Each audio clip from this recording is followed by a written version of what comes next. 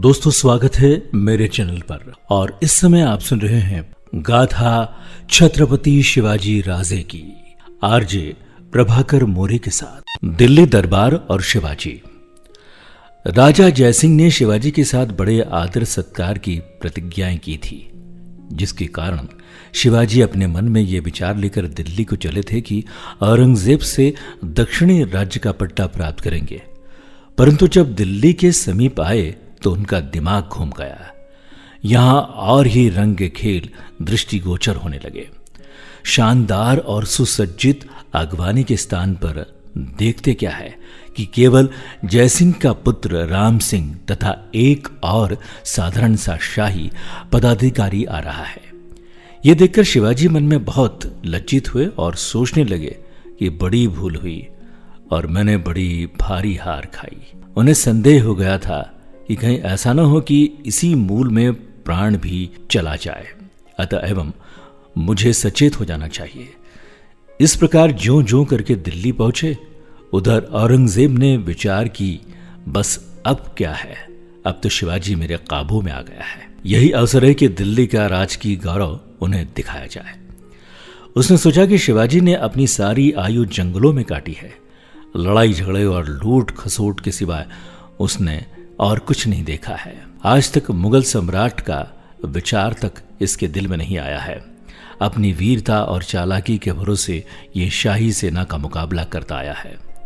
इसने कभी ये अनुभव नहीं किया कि जिन राजकीय सेनाओं का मुकाबला वो बड़े साहस से करता था, उसकी पीठ पर एक ऐसा उच्च और महान राज्य है जिसके सामने भारतवर्ष के संपूर्ण राजा महाराजा सिर झुकाते हैं।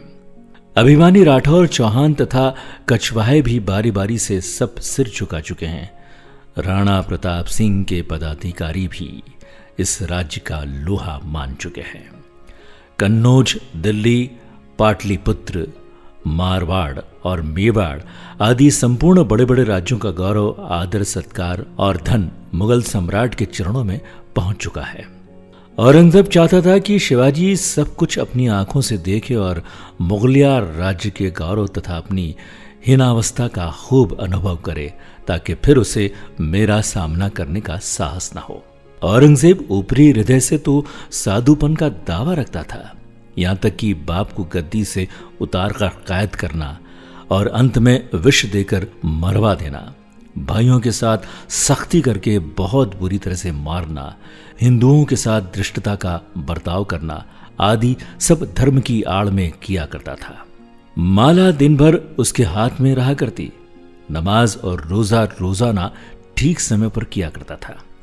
गाने बजाने को वो हराम समझता था, यहां तक कि उसके सामने गाना बजाना नितांत बंद था। शाहजहां की बनाई गद्दी पर बैठना उचित न समझता था, परंतु यह एक विशेष अवसर था।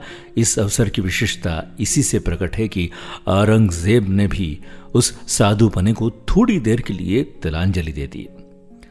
बादशाह ने हिजरी सन 1076 की तारीख जिकाद तदनुसार 1666 ईस्वी में एक बड़ा भारी दरबार किया था। स्वयं सम्राट बड़े बड़े अमूल्य मोती तथा अप्राप्य मणियों से बने हुए आभूषण धारण करके शाहजहां की गद्दी पर विराजमान हुआ, मानो इस तिथि को ही सर्वप्रथम औरंगजेब पिता की गद्दी पर बैठा। अब तक तो औरंगजेब अपने संपूर्ण शत्रुओं को अधीन कर चुका था। एक शिवाजी का ही अधिक खटका था, सो वो भी आज उसकी सेवा के लिए आ पहुंचा है।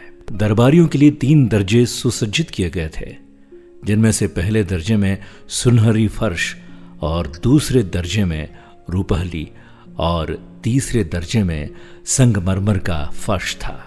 जब शिवाजी दरबार में आए तो उनको सुनहरी फर्श के दर्जे में उन लोगों की श्रेणी में जो 5000 पुरस्कार पाया करते थे बैठने की आज्ञा दी गई। शिवाजी इस अनादर और अपमान को न सहन कर सके। राजपूती रक्त उनकी नसों में खौलने लगा। अपने से उच्च दरबारियों को संबोधन करते हुए बोले कि यदि उनमें मुझसे अधिक योग्यता है तो रण में आए और अपनी शक्ति का परिचय दें और मेरी वीरता देखें। बादशाह की आड़ लेकर डरपोक और स्त्रियों के समान आभूषण पहनकर मुझसे उच्च दर्जे पर बैठना अत्यंत लज्जा की बात है। शिवाजी की ये ललकार सुनते ही संपूर्ण दरबारी चकित हो गए कि मराठा क्या अनर्थ कर रहा है। भारत के सम्राट सामने बैठे हैं, चारों ओर मुसलमान पदाधिकारी अपने अपने स्थान पर बैठे हैं। सेना के लाखों मनुष्य मात्र नेत्र संचालन करने पर ही अपनी चमकीली तीक्ष्ण तलवारों को खनखनाने के लिए उद्यत है, और ये महात्मा अकेला बिना किसी प्रकार के मित्र और सहायक के केवल चंद साथियों के भरोसे इस प्रकार अंड मंड बक रहा है। परंतु सल्तनत मुगलिया के भरे दरबार में इस प्रकार का साहस दिखाने का यह पहला मौका न था। अभी अधिक समय नहीं बीता था और कदाचित उस घटना को अपनी आंखों देखने वाले कुछ दरबारी भी विद्यमान थे। वीर केशरी अमर सिंह राठौर ने शाहजहां के सामने भरे दरबार में सलावत खां का सिर उड़ा दिया था और बादशाह डर के मारे भागकर स्वयं जनास खाने में प्राण बचाने के निमित्त जा घुसा था। वंश परंपरा से तो शिवाजी की नाड़ी में भी पवित्र राजपूती रक्त दौरा कर रहा था। कहते हैं कि औरंगजेब ने यह तमाशा देखकर अनदेखा कर दिया, सिवाय मुस्कुराने के अन्य कोई बात मुंह से न निकाली, और दरबार बर्खास्त हो गया। उस दिन से शिवाजी कभी दरबार में नहीं आए और औरंगजेब को सलाम किया। हाँ, दूतों की मार्फत मेल मिलाप की बातें करते रहे। औरंगजेब दिल ही दिल में अपनी चालों पर खूब प्रसन्न हो रहा था। जिस समय शिवाजी अत्यंत शुद्ध और क्रुद्ध होकर दरबार में गरज रहे थे, उस समय औरंगजेब ने यह विचार कर हंस दिया कि ये अब भी शेर की कंधार में आकर गुर्राता है। क्या उसे यह मालूम नहीं कि जीवन की घड़ियां समाप्त हो गई है और अब वीरता दिखाने का अवसर हाथ न आएगा। शिवाजी जीवन से तो हाथ धो ही चुके थे, अब तो केवल भाग्य की परीक्षा कर रहे थे कि शायद किसी प्रकार इस जाल से निकल जाए। आगे की कहानी अगले एपिसोड में। गाथा छत्रपति शिवाजी राजे की आरजे प्रभाकर मोरे के साथ। दोस्तों, मेरे चैनल को सब्सक्राइब करें ताकि आपको नए नए वीडियोस देखने को मिल सकते हैं। और हाँ, ये वीडियो अगर आपको पसंद आया हो तो इसे लाइक करना ना भूलें, और हाँ, शेयर जरूर करें ताकि औरों को ये जानकारी मिल सके।